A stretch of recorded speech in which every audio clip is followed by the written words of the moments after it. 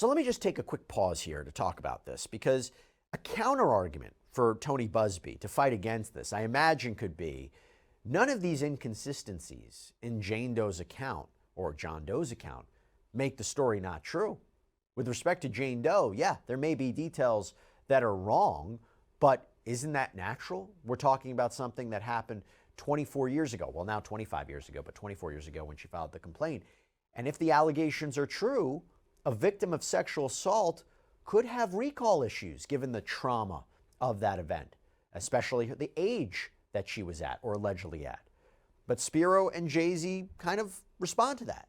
They write, no corroborating data can fix the problem that virtually every event in plaintiff's narrative is contradicted by indisputable facts. And at any rate, even if there was some reason to conclude that the complaint could be salvaged, the appropriate course of action would be to voluntarily dismiss the complaint without prejudice, meaning it could be refiled again under Rule 41, while Mr. Buzbee determines whether the claims have a reasonable factual basis, not to leave a fundamentally defective and defamatory complaint on the docket while Mr. Buzbee does the work he should have done before he commenced suit. And Spiro also cites case law from this appellate court decision in support of sanctions. It's called the Levine case. And he writes, there, the court upheld sanctions where subsequent deposition testimony from both the plaintiff and one of the defendants revealed that statements in the pleadings and other filings were provably false.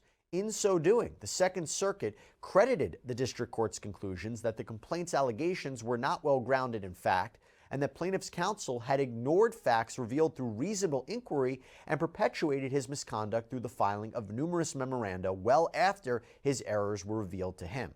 That is precisely what Mr. Buzbee has done here. The court should come to the same conclusion as the Second Circuit in Levine. Now, this is a good argument, but at the same time, we don't know exactly what the facts were in Levine. Could be kind of different with what we're dealing with here. I'm sure when Tony Buzbee responds, he will address that case as well.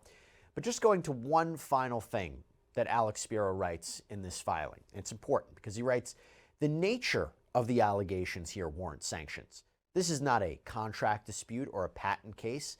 This is an allegation of child rape. To sign a pleading accusing someone of such a horrific crime without adequately vetting the allegation, particularly when the defendant's prominence means that the allegation will be repeated in headlines across the world, is deeply wrong and unethical.